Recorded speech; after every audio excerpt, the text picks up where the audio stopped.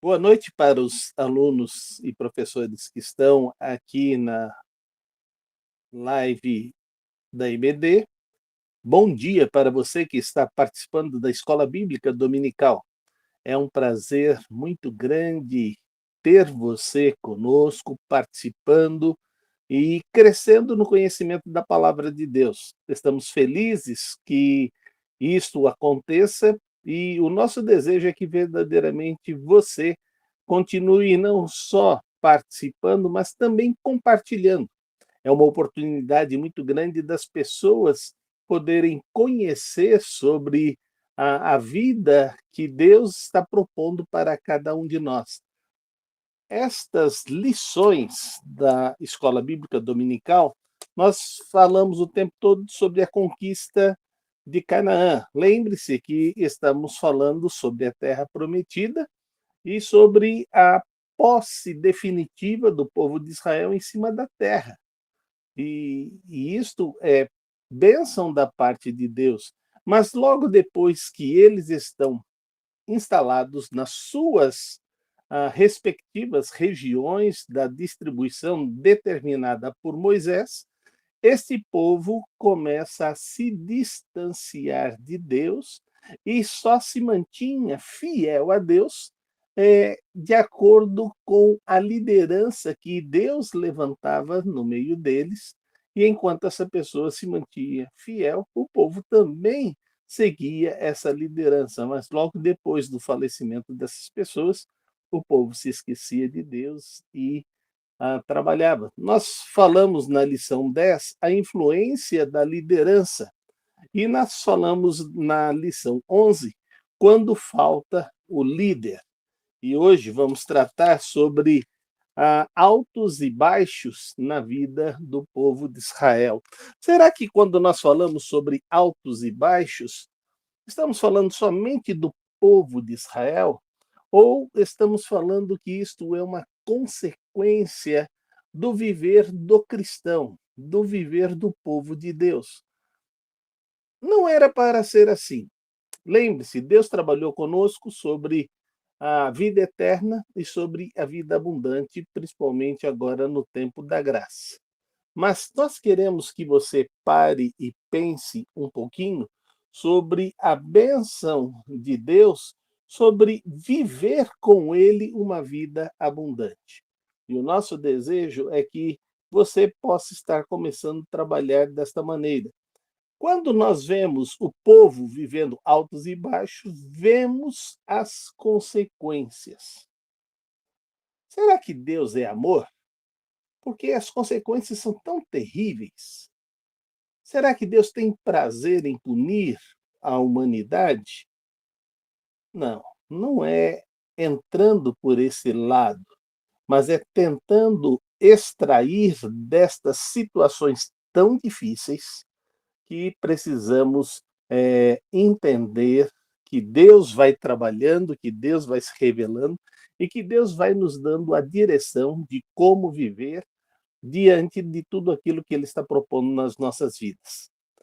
O texto áureo da nossa lição está em Juízes, no capítulo 21, verso 25.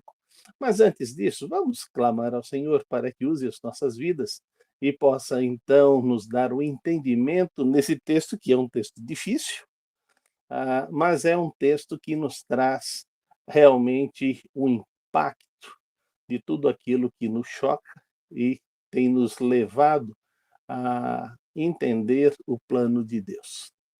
Ó Pai, dá-nos sabedoria, dá-nos entendimento, revela-nos a tua palavra e ajuda-nos a crescer em direção da obediência a ti. Obrigado pela Escola Bíblica Dominical, que é a maior escola do mundo. E dá a cada professor o entendimento, o desejo de crescer, o desejo de ministrar, o desejo de transferir conhecimento aos seus alunos e que através deste conhecimento possa surgir um novo despertar na vida de cada um de nós. Ajuda para que os alunos também possam estar preparados para debater o assunto e crescerem no conhecimento da tua palavra. É isso que nós suplicamos em nome de Jesus. Amém. Muito bem, o texto áureo diz o seguinte em Juízes, capítulo 21, verso 25. Naquela época, não havia rei em Israel. Cada um fazia o que lhe parecia certo. Imagina uma casa sem comando. Uma casa sem comando é uma casa que não prospera.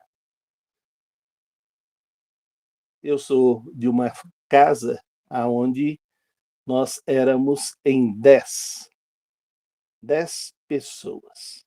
Se não houvesse a liderança do meu pai, da minha mãe, sem dúvida, nós, os 8 filhos, faríamos tantas coisas erradas que aos nossos olhos pareciam boas naquele momento, mas com o crescer da nossa vida, nós percebemos quanto nós erramos. Eu acho que você, já que tem uma família aí, que tem seus adolescentes, tem os seus jovens, você pode se lembrar de frases que são eh, mencionadas nos momentos mais difíceis da família. Eu não queria ter nascido aqui, eu queria ser filho de fulano de tal, eu queria ir para a casa de fulano de tal. E sempre estas frases, se você for levar a ferro e fogo, a sua família não vai à frente. Mas é simples, simplesmente entendendo que ele não conhece o outro lado da moeda. E é muito interessante que as famílias comecem a sentar e conversar sobre todas estas situações, para que a sua família não fique vivendo altos e baixos. Muitas vezes, quando nós estamos sobre pressão, sobre dificuldade, corremos para Deus. Quando estamos debaixo da bênção, nós nos distanciamos e nos afastamos. E só vamos voltar novamente a buscar Deus quando tiver com dor de barriga.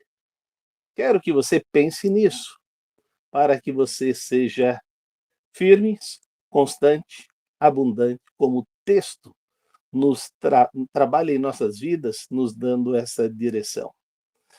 Os objetivos gerais da nossa lição é compreender que os altos e baixos na vida do povo de Israel sempre foi uma constante, sempre. Desde que o povo de Israel existe, havia essa situação. Era o momento que estava próximo de Deus e o momento que estava distante de Deus. O segundo aspecto, saber que as más escolhas trazem consequências drásticas. Para e pensa. Não é Deus que está fazendo.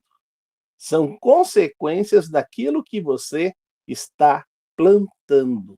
E porque você está plantando isso, também estas coisas vão acontecer na sua vida. Compreender que o pecado sempre tem um preço a pagar. O pecado, gente, é bonito. As consequências são danosas. As pessoas pintam o diabo de chifre, garfo, vermelho. Gente, o diabo era um anjo de luz. E Deus não fez ele ficar feio. E ele também não vai oferecer coisas feias. Ele vai te oferecer o que, no desejo do seu coração, lhe agrada, lhe traz prazer. O grande problema é que tudo isso vem e traz consequências para a sua vida. Eu espero que você entenda isto. Sempre haverá um preço a pagar no pecado. Mas eu não fui perdoado, pastor? Foi. Mas nós não estamos falando sobre arrependimento, perdão. Nós estamos falando sobre consequências dos seus atos à frente. Imagine só que se o perdão dos nossos pecados retirasse todas estas consequências. Não é assim que funciona. Não é assim que funciona. As consequências vêm. E esse é um dos grandes problemas. Mas, nos objetivos específicos, vamos trabalhar sobre tomar atitudes de não se deixar levar para o mal. E aí eu queria trabalhar com os nossos professores que estão aqui participando da live, fazendo uma pergunta. É fácil ou é difícil desviar-se do mal? E quais as atitudes práticas que podemos tomar? Bom, é difícil. Jesus, quando está diante dos discípulos no Getsemane, ele diz, orai e vigiai, porque o espírito está pronto, mas a carne é fraca. O nosso espírito está pronto, de fato, porque Cristo o aprontou. Hoje o Espírito Santo vive em nós. Nós temos aquele convencido do pecado, da justiça e do juízo. Porém, nós vivemos uma vida corrompida pelo pecado, num corpo, numa mente corrompidos pelo pecado. Só o espírito, de fato, foi restaurado. Nós, nessa vida, nesse tempo, a gente busca andar em santidade, né? E aí nós temos também Tiago dizendo: cada um é tentado pelo seu próprio mau desejo, sendo arrastado e seduzido por ele. Então, nós temos os nossos próprios maus desejos, as nossas tentações, e isso vai nos arrastando para o mal. O apóstolo Paulo também nos diz que, ali em 1 Coríntios, que o bem que nós queremos fazer, nós não fazemos. O mal que nós não queremos fazer, esse constantemente nós estamos fazendo. Então, a luta começa primeiramente em nós. Aí o pastor pediu ali uma solução. A solução, ela vem justamente olha, eu não vou fazer o mal, eu não vou pecar. Isso não funciona. O que funciona, você tem uma filosofia oriental, uma filosofia budista, que é o esvaziamento, né? O nirvana, por exemplo. Não, isso não funciona para a gente. Para nós é o enchimento. Então, nós temos que ser cheios do Espírito. Ser cheio do Espírito significa que não vai sobrar espaço para você pecar. Se você está cheio de algo bom, não sobra espaço para algo ruim. E à medida que você vai enchendo, o que é ruim vai saindo. Então, encha-se da palavra de Deus, encha-se do Espírito Santo, encha-se de uma vida de intimidade com Deus, e aí você vai vencendo o mal, porque já não tem mais espaço para ele na vida. Então, essa é a minha percepção e essa é a direção que eu entendo que devemos seguir. Uhum. Eu gostaria de abrir um pouco mais esse pensamento do pastor Cristiano, se bem que agora no final ele já deixou um pouco mais aberto. Eu diria que é difícil e também é fácil. Tudo depende do seu estado de vida espiritual. Como ele disse, se você está cheio do Espírito Santo, é fácil vencer o mal, porque o Espírito Santo me deixa enxergar facilmente, claramente o mal. Agora, se eu estou vazia do Espírito Santo, da presença de Deus, da busca de Deus na minha vida, então aí vai ser muito difícil eu vencer o mal. Pelo contrário, eu vou ser vencida pelo mal. Muito obrigado pela participação de vocês. Uma das coisas que nós precisamos entender é de que a palavra de Deus nos dá alguns caminhos. Por exemplo, quando nós cometemos o pecado, confessamos e nos arrependemos, nós devemos seguir na direção oposta daquela que nós estávamos caminhando. Seguir na mesma direção é continuar sendo tentado da mesma maneira. E é isso que você precisa entender. Se as oportunidades de pecado continuam diante de nós nós também continuamos sujeitos aos mesmos pecados. Não é pecados diferentes, mas aos mesmos pecados. Então é muito importante você mudar o ambiente que você está vivendo. E essa mudança de ambiente vai lhe ajudar a ter o discernimento de escolher novos caminhos e escolher novas situações. O grande problema é que quando nós cometemos pecados, nós nos agarramos ou ficamos agarrados pelo pecado. E esse é o grande problema. Então, nós temos que ter em mente esta situação. Por isso que tem algo que eu gostaria que nós fizéssemos até o final desta lição.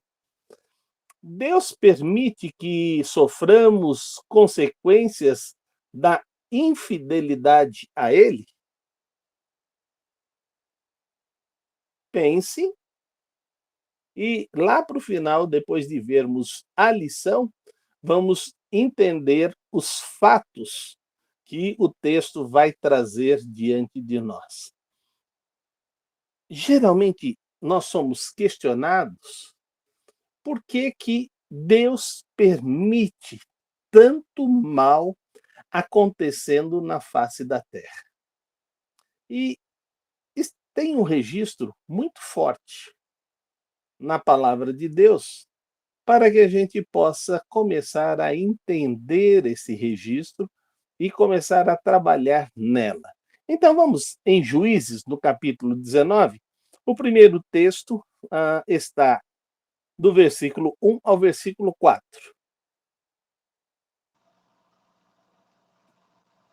Naquela época não havia rei em Israel. Aconteceu que um levita que vivia nos montes de Efraim, numa região afastada, perdão, tomou para si uma concubina que era de Belém de Judá. Mas ela lhe foi infiel. Deixou-o e voltou para a casa de seu pai em Belém de Judá.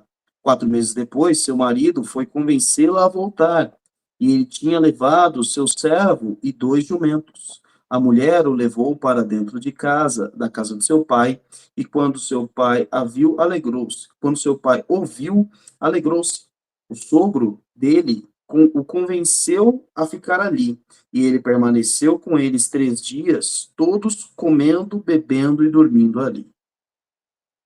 A festa da reconciliação geralmente são 3 dias.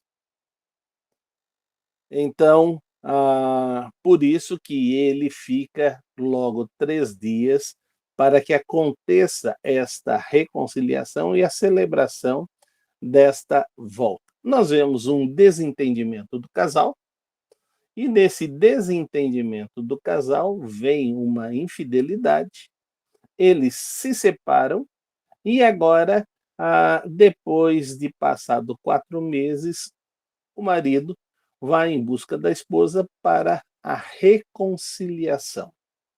E aí, então, isso que acontece. Esta situação vai se prolongando, vai se estendendo nessa celebração até o ponto dele dizer: não, eu tenho que ir embora mesmo. E ele sai e parte de volta para a sua casa. Mas durante esta viagem, que não era algo tão simples, era algo complicado, imagina que era uma viagem a pé, em distâncias enormes. E ele então vai voltando para a sua casa, mas como escurece, ele decide então pousar numa cidade.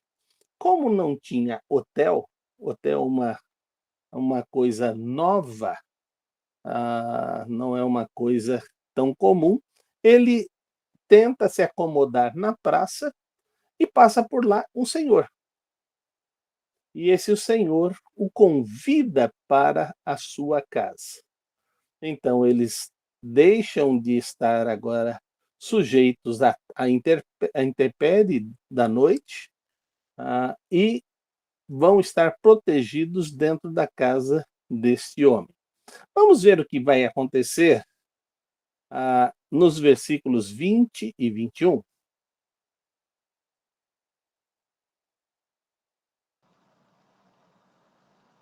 Você é bem-vindo em minha casa, disse o homem idoso.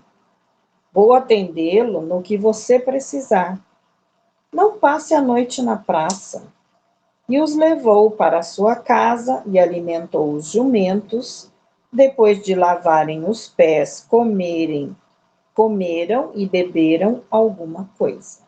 Então ele foi tremendamente solícito àquele casal com o servo, para que eles pudessem estar abrigados, alimentados e terem uma noite de sono agradável para poder visitar, continuar a viagem. Mas aquela noite vai acontecer algo muito difícil. E isso vai levar um desdobramento muito grande que a gente, se fosse imaginar todo o mal que vai vir em decorrência disto, a gente ficaria assustado. Mas eu queria trabalhar com você sobre essa situação. Por quê? Por que que estamos dando vazão ao nosso eu nas discussões, nos falatórios, dentro dos nossos lares, gerando polêmicas, intrigas e brigas constantes no relacionamento? Chega a um ponto de que os casais se separam. Gente, quando eu me casei há 40 anos atrás, eu me preparei em aconselhamento familiar. As crises eram de 5 anos. Passado esses 40 anos, as crises estão de 6 meses a 1 ano. Parece que os casais não se preparam mais para viverem a dois. Parece que estão cegos um para com o outro, e esse deslumbre que estão vivendo de paixão e de amor não permite enxergar absolutamente nada do que vai à frente. Então, é muito importante você enxergar essas coisas todas e saber se você está caminhando para um lar infeliz ou você está caminhando para construir um lar feliz. Porque não existe um lar feliz. Existe um lar construído para ser feliz. E um lar para ser feliz é necessário que o marido entenda que ele vai se casar para fazer da esposa a mulher mais feliz do mundo. E que ela entenda que, ao se casar com ele, vai fazer dele o homem mais feliz do mundo. E ambos vão viver um para os outros em todo o tempo. Quando nascem os filhos, o casal deve continuar vivendo um para o outro. E ambos vivem para os filhos. Quando isso acontece, então o lar vai vivendo de uma forma sólida diante de Deus. É interessante que aqui em casa a gente trabalha muito sobre isso. Tudo que a Emilce precisa fazer para ela não é despesa, é investimento. Ela estava me dizendo que amanhã ela conseguiu que a pessoa viesse em casa e pudesse fazer para ela os seus pés, suas mãos e a sua sobrancelha. E eu disse, que bom, você vai investir em você. É investimento. Você não pode colocar essas coisas no campo de despesa. Porque ela está se aprontando para você. Ela está se preparando para você. E você deve entender estas coisas, como você também, quando vai no salão, já não é meu problema, né? Vai no salão e corta o cabelo. Meu filho todo mês vai lá dar um tapa no cabelo dele. Eu não. Eu ah, aqui tenho a minha esposa que corta o meu cabelo. E ela então corta, ela só tem que procurar onde está o cabelo para poder cortar. Dá um pouco mais de tempo, demora, mas fora disso, ela consegue achar os fios e deixar todos de uma forma normal. Mas eu queria te dizer que tudo isso vale a pena você trabalhar dentro do seu matrimônio, dentro da sua casa. Os seus filhos, quando vão crescendo, e isto é a fase que meu filho está vivendo, vão crescendo, eles não geram despesas porque estão precisando de novos tênis, porque não cabe mais no pé, estão precisando de novas calças, porque as calças ficaram pequenas, as blusas ficaram apertadas. Isto é bênção de Deus. Imaginou se seu filho passasse 2, 3 anos sem crescer absolutamente nada? Você iria ficar desesperado. E isso seria terrível para a saúde dele. Então é muito importante você ter isto em mente. E isto tudo está acontecendo de uma forma natural. Ele vai lá, se reconcilia com a mulher, começam uma viagem, encontram quem o hospeda e tudo está indo bem. Até que, no capítulo 19, verso 25, e nós vamos ler do verso 25 até o versículo 28, vamos ver então o que vai acontecer.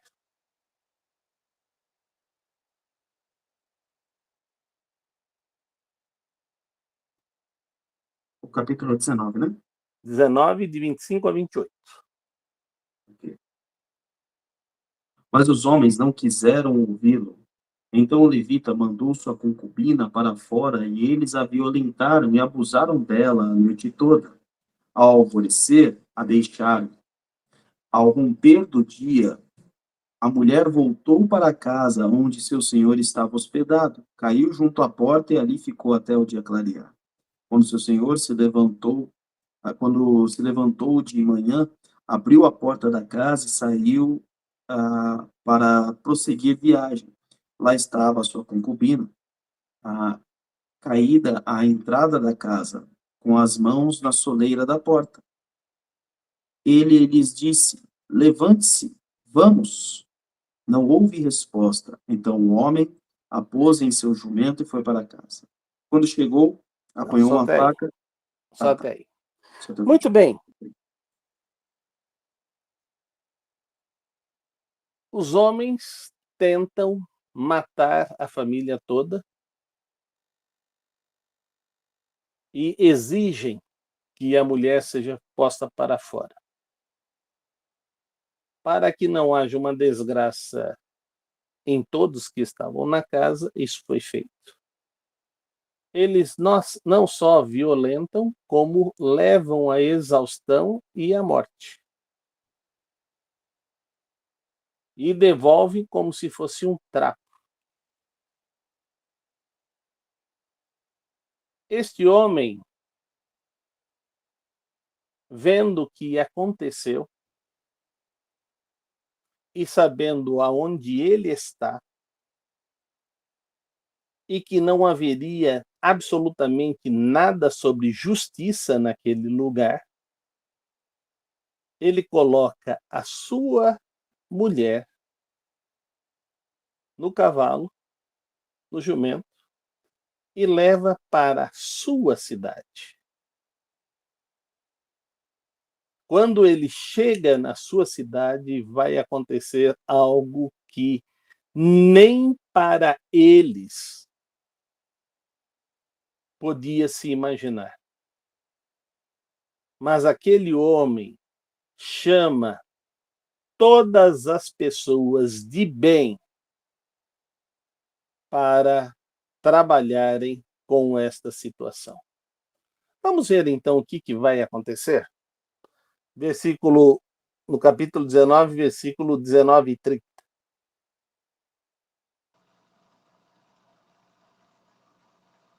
29 e 30, né? 29 e 30, do capítulo 19. Quando chegou em casa, apanhou uma faca e cortou o corpo da sua concubina em 12 partes, e as enviou a todas as regiões de Israel. Todos os que viram isso disseram: nunca se viu nem se fez uma coisa dessas desde o dia em que os israelitas saíram do Egito. Pensem, reflitam, digam o que se deve fazer. A primeira coisa que eu quero discutir com vocês é por que essa história está registrada na Bíblia.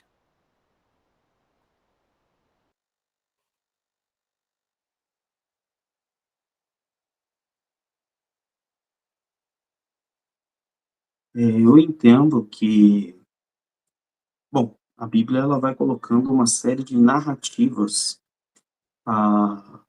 do que acontece quando as pessoas seguem a Deus ou não seguem a Deus. E no Novo Testamento seguem a Cristo ou não seguem a Cristo. E o texto que carrega essas expressões está tanto lá no capítulo 17, quando no final do livro de Juízes, né, o último versículo do livro, o texto áureo. Naquela época, não havia rei em Israel, cada um fazia o que lhe parecia certo. Então, quando você tem essas narrativas, é justamente para mostrar quais são as consequências das ações. E você vê a atitude desse levita mostrando, fala, olha, em Israel nunca houve tal perversidade. Então, você tem uma atitude extremamente drástica para mostrar também o quão drástico foi a postura destes homens. Para a gente ter aí na memória, isso aconteceu, a mesma postura foi a postura de Sodoma e Gomorra, que foram duas cidades aniquiladas pelo Senhor. Eles queriam fazer a mesma coisa em relação a Ló, né? Então, foi a mesma situação, ou, desculpa, a Ló não, aos anjos e que ficaram hospedados na casa de Ló. Então, a mesma perversidade de duas cidades em que Deus destruiu, agora acontece em Israel, que é o povo eleito de Deus, né? Então, entendo ali a localização dessas narrativas por conta disso. Uhum. A primeira coisa que nós precisamos entender é que essas narrativas estão aí para dizer de uma maneira bem clara o que é que está acontecendo dentro dos nossos lares, o que é que está acontecendo na nossa vizinhança, no nosso bairro, na nossa cidade, no nosso estado, no nosso país e no mundo. Isso está acontecendo o tempo todo. Só que não há quem faça com que a mensagem choque para que todo mundo mude. Sabe? Minha esposa pediu para a gente assistir um filme. E esse filme narrava um dos aspectos daquele dia 11 de setembro que ficou para a história um dia triste e negro, onde 25 homens conseguem gerar um dano monumental, ceifando milhares e milhares de vidas. Primeiro dessa maneira e depois a retaliação. O que precisamos entender é que quando eu estava assistindo esse filme, veio na minha cena onde eu estava, naquele dia 11 de setembro, o que eu estava fazendo, o que foi interrompido, e eu fiquei com os olhos na TV, vendo toda aquela destruição, espantado e assustado. Mas no filme estava simplesmente como uma história, passado todos esses anos. Parece que fomos calejados E só vamos nos despertar se acontecer alguma coisa muito mais grave, muito mais séria. Este homem, ele precisava tratar essa questão de uma maneira dizendo: esse povo precisa ser punido pelo que eles fizeram. E eu quero saber quem de bem vai apoiar esta punição. Queridos, o que assusta é que encontra-se uma repercussão assustadora em todas as tribos de Israel. Mas também encontra-se um apoio a esta situação terrível dentro da tribo de Benjamim.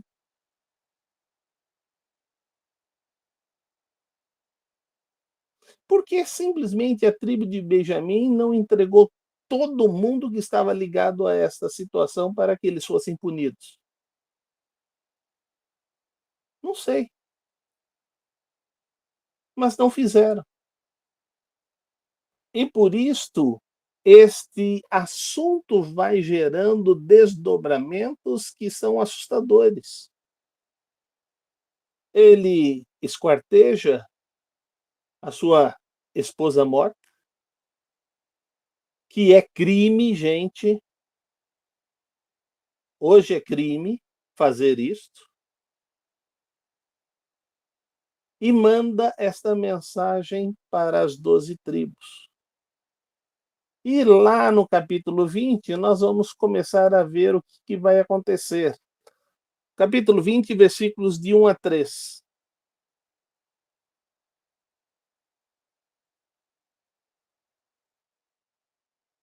Então, todos os israelitas de Dan, Berseba e de Gileade saíram como um só homem e se reuniram em assembleia perante o Senhor em Mispá. Os líderes de todo o povo das tribos de Israel tomaram seus lugares na Assembleia do povo de Deus. 400.000 soldados armados de espada. Os benjaminitas souberam que os israelitas haviam subido a Mispá. Os israelitas perguntaram: como aconteceu essa perversidade? E então esse homem vai contar tudo que nós já vimos no texto anterior. Quando ele conta tudo isto, nos versículos de 8 até o versículo 11, nós vamos ver a decisão que o povo de Israel toma. Então vamos ver?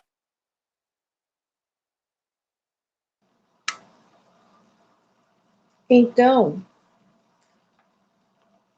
todo o povo se levantou como se fosse um só homem, dizendo: nenhum de nós irá para casa, nenhum de nós voltará para o seu lar. Mas é isto que faremos agora contra Gibeá. Separaremos por sorteio de todas as tribos de Israel, de cada 100 homens, 10 homens, de cada 1.000 homens, 100, de cada 10.000 homens, 1.000, para conseguirem provisões para o exército poder chegar a Gibeá de Benjamim e dar a eles o que merecem por todo esse ato vergonhoso cometido em Israel. E todos os israelitas se ajuntaram e se uniram como um só homem contra a cidade. Quando a gente decide isto, mesmo que estejamos num grande exército, nós decidimos ir para uma guerra. Estando certo ou errado, vão acontecer baixas. Ambos os exércitos estão preparados para matar.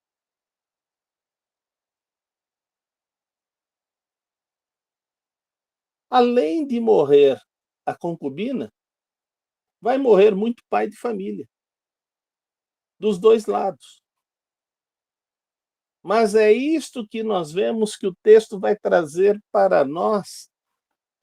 Mas eles tomam a decisão de saber de Deus o que é que Deus quer. Isso está nos versículos do capítulo 20, versículos de 18 a 22.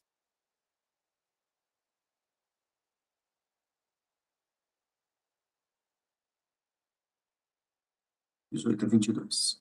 Os israelitas subiram a Betel e consultaram a Deus. Quem de nós irá lutar primeiro contra os benjaminitas? Perguntaram. O Senhor respondeu, Judá irá primeiro. Na manhã seguinte, os israelitas se levantaram e armaram o acampamento perto de Gibeá. Os homens de Israel saíram para lutar contra os benjaminitas e tomaram posição de combate contra eles em Gibeá. Os benjaminitas saíram de Gibeá naquele dia, mataram 22.000 israelitas no campo de batalha. Mas os homens de Israel procuraram animar-se uns aos outros e novamente ocuparam as mesmas posições do primeiro dia. Veja, não foi pouca gente que morreu, não. Foram 22.000 pessoas que perderam suas vidas. E isto gera aos israelitas, além de se animarem, o versículo 23, no início dele, diz: Israel subiram e choraram perante o Senhor até a tarde, e consultaram o Senhor, e eles vão consultar ao Senhor de novo. Vamos ver agora os versículos de 23 a 26. Juízes 20, de 23 a 26. Os israelitas Isto. subiram e choraram perante o Senhor até a tarde, consultaram o Senhor. Devemos atacar de novo os nossos irmãos benjamitas? O Senhor respondeu, vocês devem atacar. Então, os israelitas avançaram contra os benjamitas no segundo dia. Dessa vez, quando os benjamitas saíram de Gibeá para enfrentá-los, derrubaram outros 18.000 israelitas, todos eles armados de espada. Então todos os israelitas subiram a Betel e ali se assentaram, chorando perante o Senhor. Naquele dia, jejuaram até a tarde e apresentaram holocaustos e ofertas de comunhão ao Senhor. Nesses dois ataques, 40.000 do povo de Israel havia falecido. Eles estavam em 400.000. 10% do exército faleceu.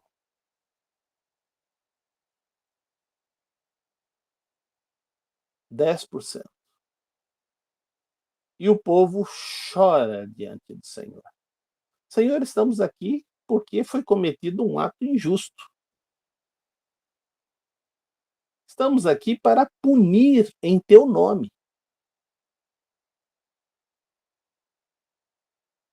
Então, Senhor, dá-nos sabedoria. E agora, dessa vez, eles não vão só enfrentá-los. Eles vão agora usando a sabedoria para enfrentar os da cidade e ali alcançar o êxito. Isso está narrado dos versículos 28 do capítulo 20 até o versículo 40.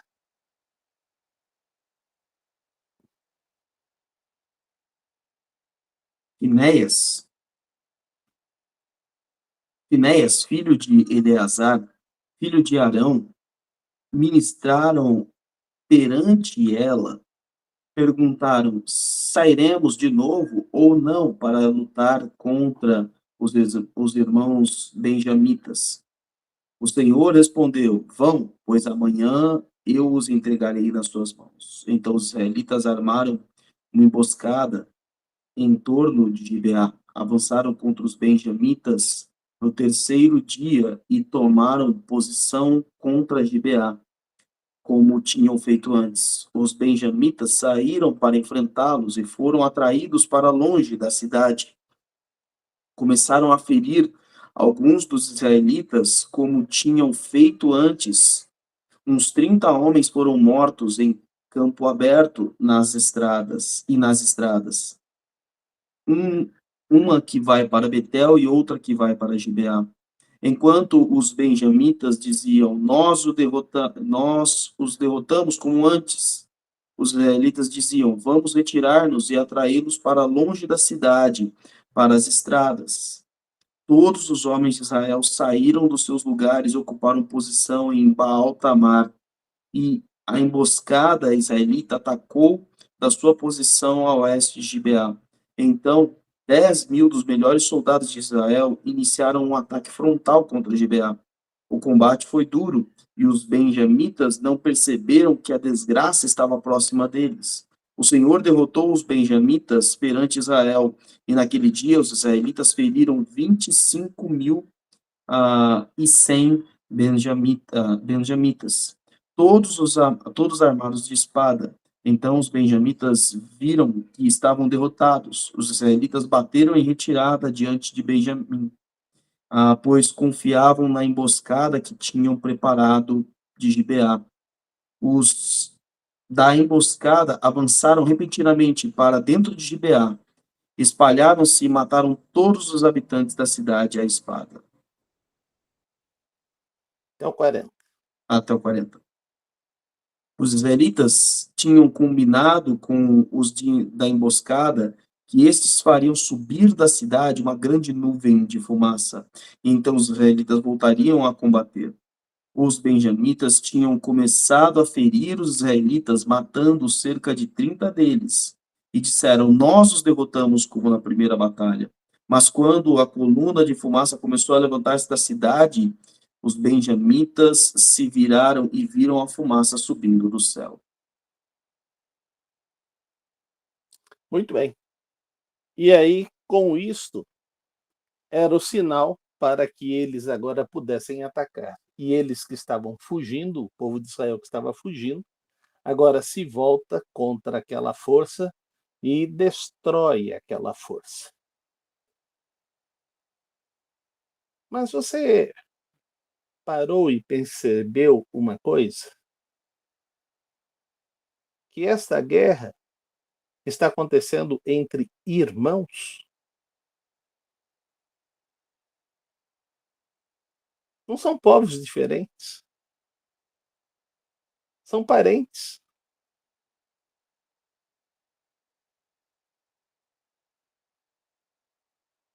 E a destruição foi tão grande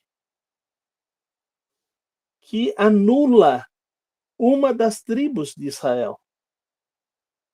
Chega quase ao extermínio total.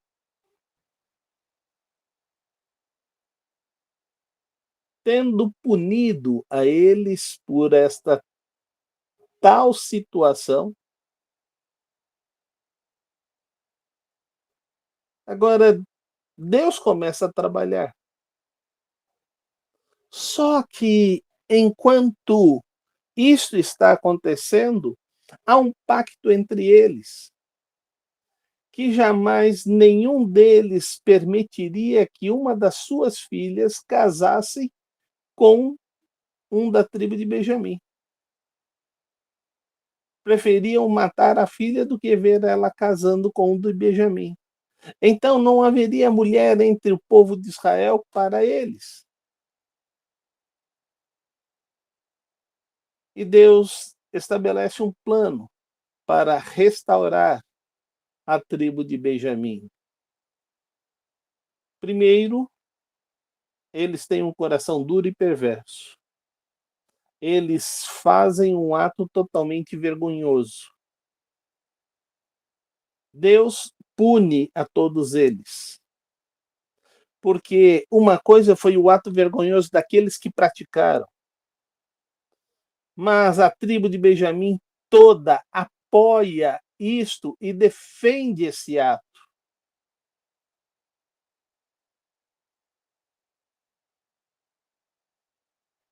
Isso me traz à memória que a gente se aferra a posições E porque a gente se aferra a posições, a gente faz cisões acontecendo no próprio lar. O Brasil passou por esta situação agora. Houve um racha nas famílias pró-Bolsonaro, pró-Lula. E desculpa, nem Bolsonaro nem Lula merece um racha na sua família.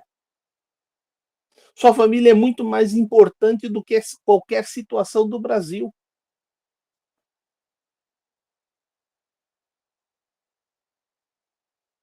Mas há rachas na família por causa de futebol.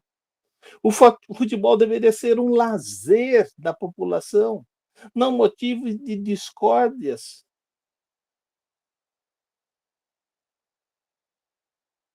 O problema é que nós nos aferramos a muitas posições.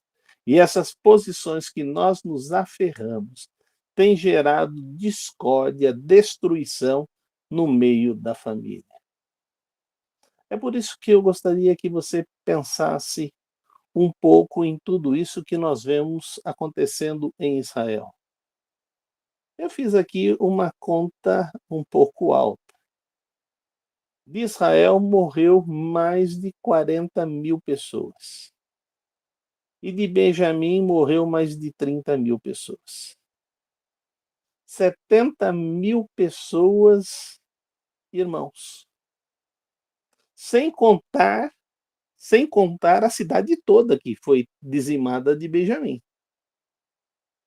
Esse número não existe. Esse número é muito maior do que os soldados. É um número muito maior.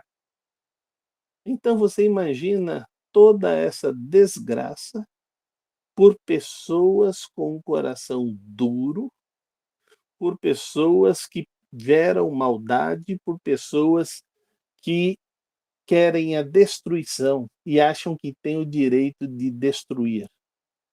Por isso que eu quero que você pense muito bem no texto da nossa texto áudio. Cada um faz o que acha que está certo.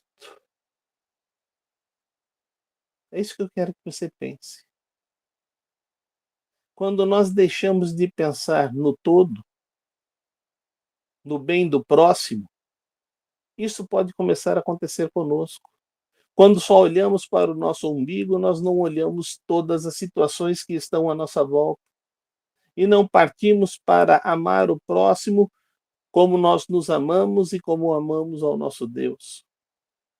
Por isso, nós precisamos estar atentos a toda esta discussão que está acontecendo.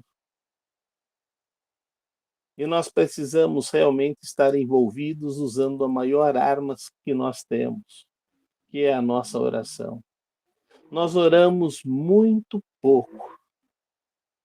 E se orássemos mais, o Senhor agiria muito mais. Então, tenha isso em mente.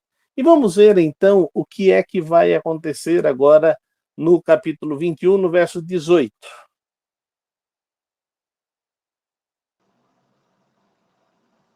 Não podemos dar-lhes nossas filhas em casamento, pois nós, israelitas, fizemos esse juramento. Maldito seja todo aquele que der mulher a um benjamita. Então, Deus trabalha com eles, porque temos que entender que há uma ordem do Senhor. E essa ordem do Senhor é que todo o povo deveria se apresentar a Deus quando Deus convocasse. E isso não acontece. Em Juízes 21, no versículos de 8 a 15, vai acontecer algo interessante. Juízes 21, de 8 a 15. Então perguntaram: qual das tribos de Israel deixou de reunir-se perante o Senhor em Mispá? Descobriu-se então que ninguém de Jabes Gileade tinha vindo ao acampamento para a assembleia.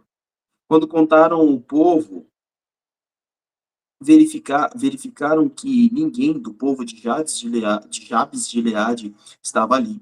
Então a comunidade enviou 12.000 homens de guerra com instruções para irem a Jabes Gileade e matarem a espada todos os que viviam lá, inclusive mulheres e crianças.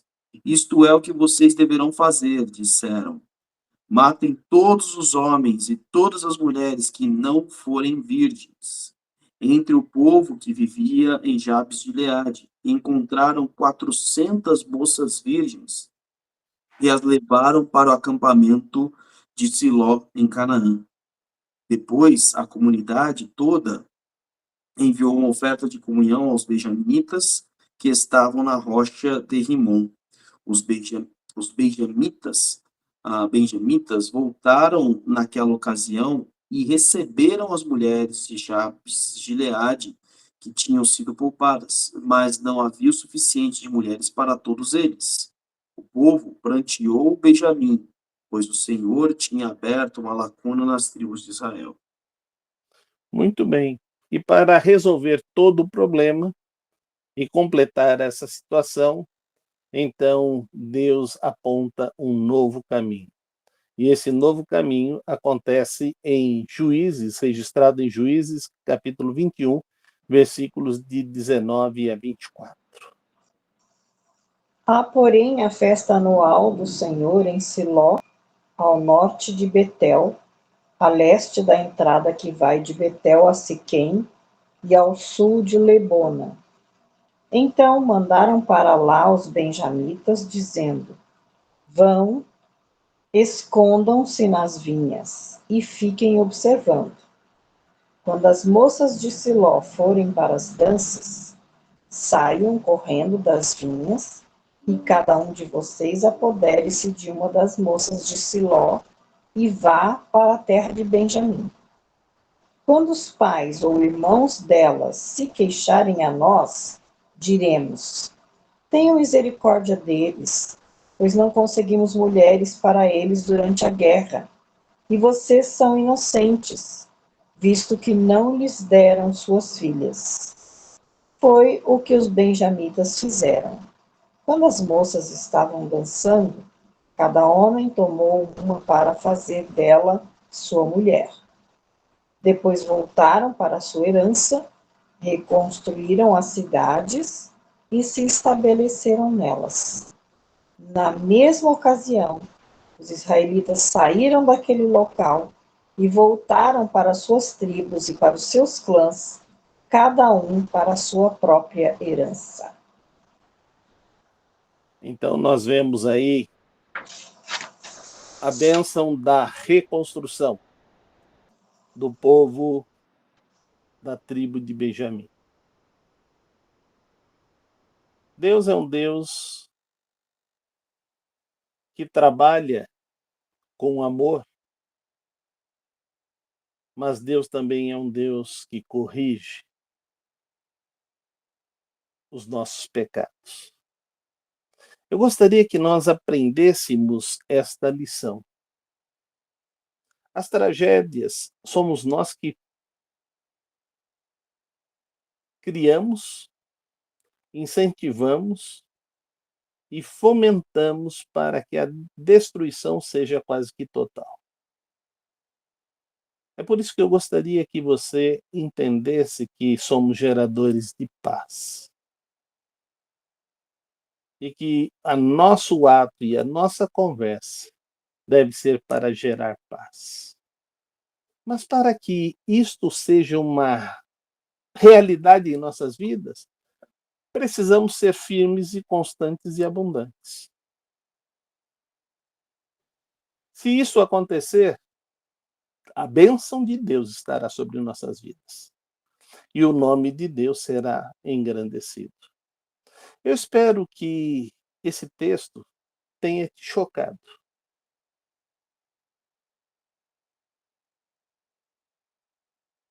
mas que esse texto você também entenda que as nossas paixões podem levar a situações tão danosas quanto estas. Que possamos realmente refletir em tudo isso e trabalharmos buscando de Deus a sabedoria para que isso não aconteça no nosso meio.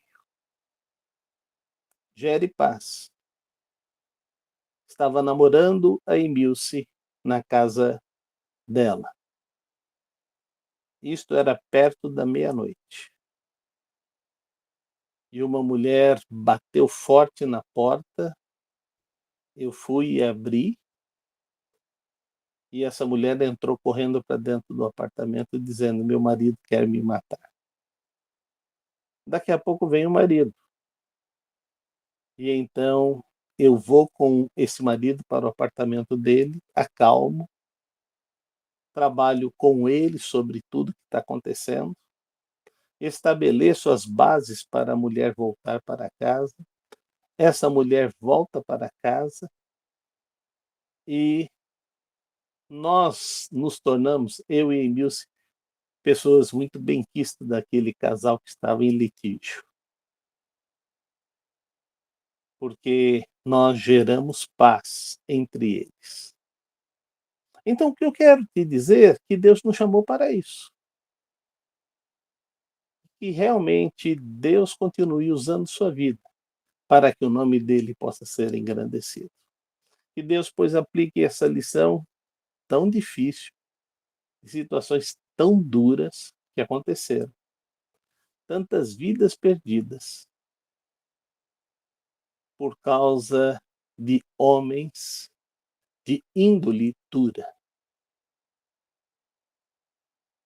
Não apoie essa situação e nem ande com pessoas dessa laia. Esta é a orientação que está na Bíblia. Que Deus nos abençoe. Obrigado pela aula, pastor. Uma aula difícil, como você vê aí. Quando a gente decide fazer o que o nosso coração deseja, seguir o engano do nosso coração, aí estão as consequências e as piores das consequências, né? Se você ainda não é inscrito no canal daqui da igreja, se inscreva no nosso canal, compartilhe nas suas redes sociais, deixe seu like, sua curtida. E você, se tem alguma dúvida, ficou alguma dúvida, são textos aí muito densos, difíceis, pode colocar aqui nos comentários, a gente ou responde nos comentários ou responde na próxima aula, tá bom?